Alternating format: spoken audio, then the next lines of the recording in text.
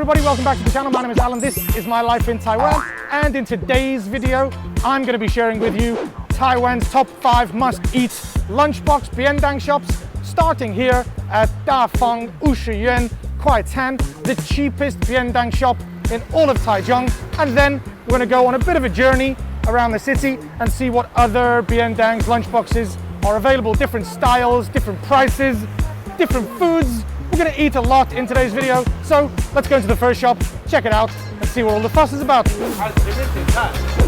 这个地瓜叶，这个是什么？好，这个肉丸。谢谢。Okay, so a couple of things to clarify before we get started.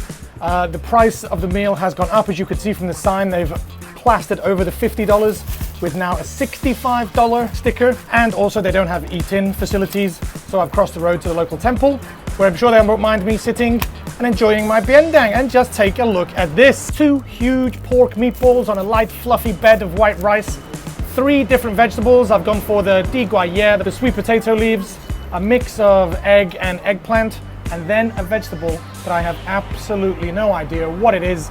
I tried to ask him in Chinese, 这个是什么? 这个是什么? And he told me and I have no idea. Let's have a taste and see what I actually ordered. I have absolutely no idea what that is. And one thing that is very important when it comes to biendang, especially if you're asking Taiwanese people, there are 2 things probably. First of all, CP zi. Is it worth it? The CP value, the cost performance ratio. Do you get what you pay for? And the second most important is the hygiene levels. Of course, Taiwan is a little bit lax on some hygiene restrictions when it comes to street foods, but it looked like that place was relatively clean enough, and the food itself feels hot, fresh, not like it's been sitting there all day. Let's get one of these meatballs eaten. Look at the size of that thing. Can you see the steam coming off it? Ooh-wee!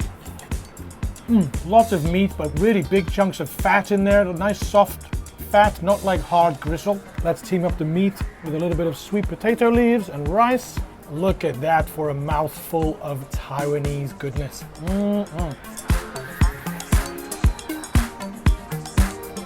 I'm not sure how long they've actually been in that location, but when I googled online, Taichung Dui Pianyi de Biendang, it popped up immediately, so I'm sure it's quite a popular shop. There was lots of customers there, so I have full faith that that place is a traditional, long-standing part of the community that people trust for their daily biendang. In this video, I am going to visit another 4 different biendang shops, so please leave your comments down below of your favorite biendang shop, whether it's in Taichung, Tainan, Taipei, whatever city you're in.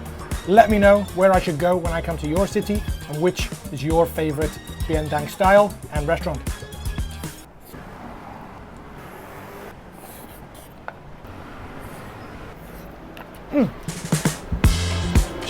That is what I call a very standard lunchbox. Nothing amazing, it isn't going to blow your mind, but if you're on a tight budget and you only have a couple of US dollars to spend every day on lunch, that's going to certainly satisfy you. And I just want to say, I sometimes have to stop and pinch myself at what my life has come to, sitting here in a very traditional Taiwanese temple, eating Taiwanese food that I just bought across the street from a traditional shop and sharing it with you guys. Thank you so much for being here with me. No time to get all emotional and thoughtful now.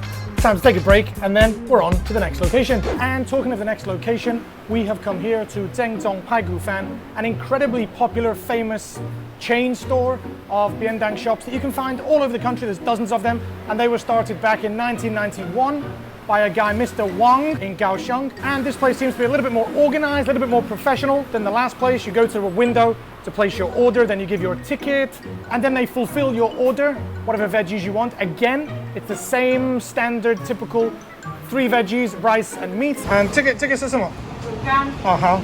But it's a little bit more expensive here. It's $95 for the chicken chop, and just from the weight I can feel that it's a lot more substantial. There's a lot more food inside. This time I've chosen to go with the chicken chop ji da tui. Again, it comes with rice. This time the rice appears to be a bit seasoned, and this time for veggies I've gone with some gao li tai cabbage, some dong fen, some glass noodles, and a favorite of mine, some bamboo zhugan, which is something that I'd never eaten before I came to Taiwan, but actually now it's something that I eat relatively often.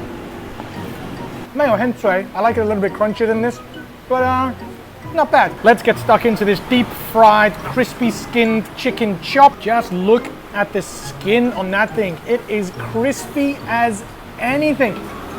Probably not the healthiest food in the world, but I am all about that crunch of that skin. Oh wow, that is some succulent, juicy chicken. Another difference with the step up in price, there's a little bit of an extra service. There's black tea on tap, 喝到饱. Whether or not the black tea justifies the $30 price increase, I'm not too sure. So now that we've had our second lunchbox of the day, we can actually start to make some comparisons between the two. I would say that they're pretty similar in standard, but this one at $95 is 50% more expensive, and I don't think it justifies the sea pizza compared to that cheap one I had earlier this morning. Of course, I'm eating a different meat, which maybe is a little bit more expensive, but I'm pretty sure that the chicken chop back in the $65 shop is also the same price. So I know I'm comparing apples with oranges, but I just think if I was doing this every day, that's $30 a day, that's $150 a week, $600 extra a month. Can't justify it. So far so good, not a bad lunchbox at all. Maybe just a little bit overpriced compared to this morning, but I'm gonna get it finished and then it's on for lunchbox number 3. And the third restaurant I've chosen to come to is Liangsehan, which is a little bit of a different style of restaurant. First of all, the way you order your food is a little bit different here. They have a fancy computer touchscreen where you pay with a credit card, or as I did with my yo-yo card, super convenient, and the system is kind of semi-English. It kind of guides you through some of the way, but then unless you've got a little bit of Chinese reading knowledge, you're going to struggle a little bit. But yes, I use that system to order this meal in front of me, and I've gone for the very traditional pai gu, like a pork rib, and just to mix the video up a little bit, I've gone with some noodles instead of rice this time, and to just add a little something extra to the video, I've gone for a tofu pidan, a tofu century egg, which I'll come to later.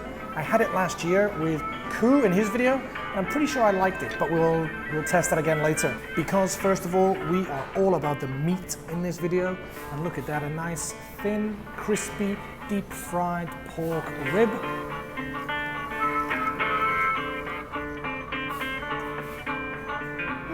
Not too bad, juicy, succulent, but it could probably use a little bit more spice, a bit of flavor. So let's team it up with a bit of kimchi. Oh wow, I love the difference in temperature with the chilled kimchi and the hot pork, and the extra spice and flavor from the kimchi really adds another level to the meat. So as I mentioned, in this restaurant, I've decided to go with some noodles. And I know it doesn't look like a lunchbox, so to speak, but the place is super busy. They're whizzing out lunchboxes as I speak. So I think this still counts as a biendang shop. They are amazing noodles. I don't know what it is, whether it's the vegetables or the sauce or the oil that they've cooked it in, but they're full of flavor. Wow. And to talk about price, this is the first restaurant with triple digits for my dish. It's $100 for the meal and an extra $35 for this incredibly unappetizing looking tofu with pidan. And as I said, I've had this before, and I just want to check that I wasn't faking it for the camera. I really do like the flavor of it. I can't stand how it looks, but as long as you're eating this food right, a little bit of tofu with the egg.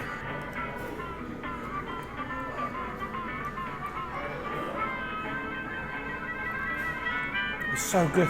I don't know how it looks so terrible, but it tastes so good. To make a comparison to the first two places I went to, I would say that this one is probably my favorite so far.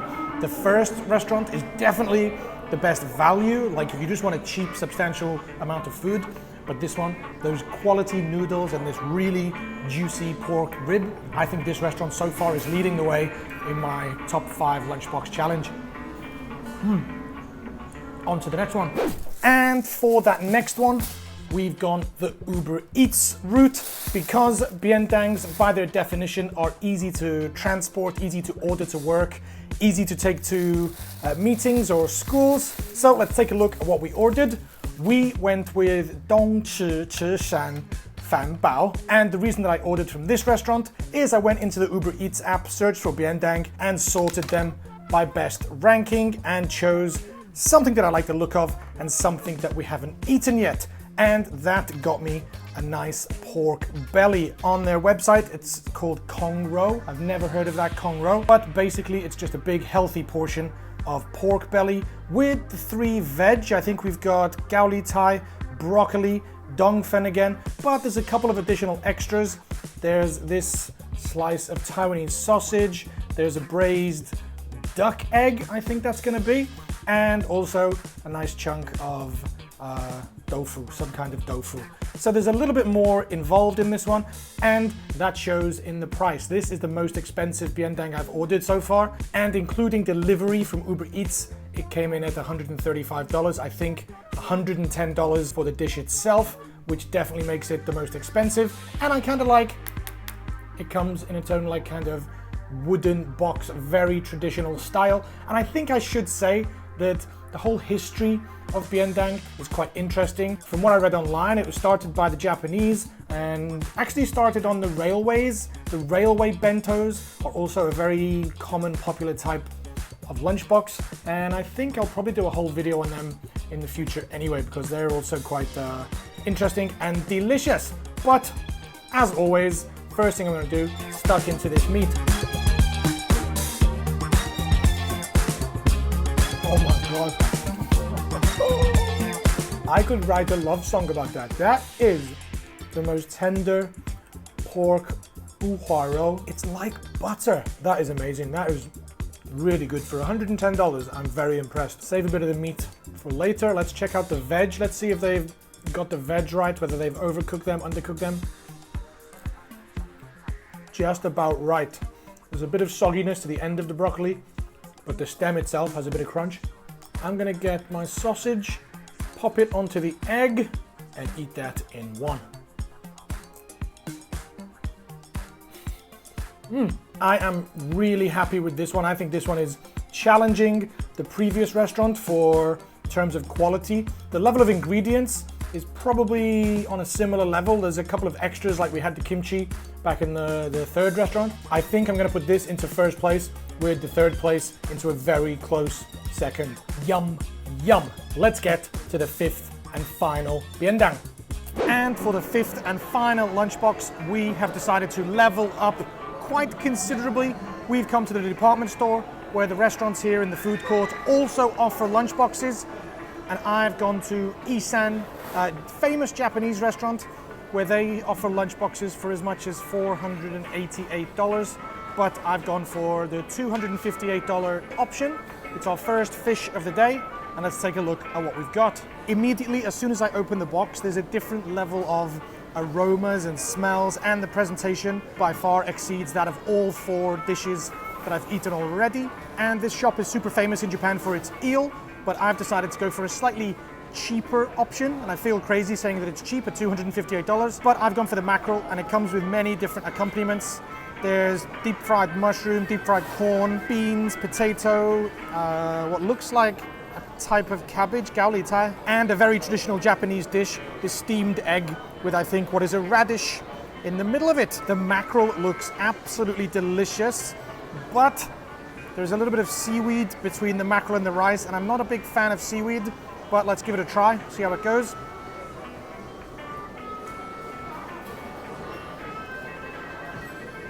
Oh wow, really nice meaty texture to the fish, not really that super flaky. And to talk on a personal level, me and my dad, we used to go fishing in the Isle of Man, and we used to catch mackerel, barbecue it. So this is bringing back some real childhood memories. Quite nice. The fish on its own is absolutely delicious, but the best way to enjoy a bit of mackerel is a nice squeeze of lemon over the top. Look at that freshly grilled, steaming hot lemon mackerel. This deep fried baby corn is also something that's really interesting me. It's something I've never seen or eaten before. That is delicious. The really fresh, soft, tender corn surrounded by the crunchy coating of the batter really takes it to a different level. So to bring this video to some kind of summary, I think if I was to choose my favorite and balance it up against the cost, I probably would be stuck between the 3rd and 4th meal boxes that I ate, the one from Liangse Han and the Uber Eats. This final one is undoubtedly the most delicious and luxury ingredients, but as this channel is about life in Taiwan, trying to share real life in Taiwan, it's unrealistic that somebody would eat this every single day. So I'm probably going to give first place to the fourth restaurant that I ordered from on Uber Eats, the Wu Hua Rou, just because the balance between quality of ingredients and price was somewhat reasonable. All of the foods I've eaten have been delicious in their own way. Let me know in the comment section which one you think you would prefer. Would you prefer the cheaper or the more expensive if you were having to buy it every day? And let me know anything you've got to say on what I've commented on any of the meal boxes. I'm gonna get this one finished and eat the pudding, which is an extra bonus that came with it. But I think that's enough. Hope you've enjoyed the video. If you have, don't forget to press like. But as for now, and as always, I'll see you next time in My Life in Taiwan. Peace. Bye-bye.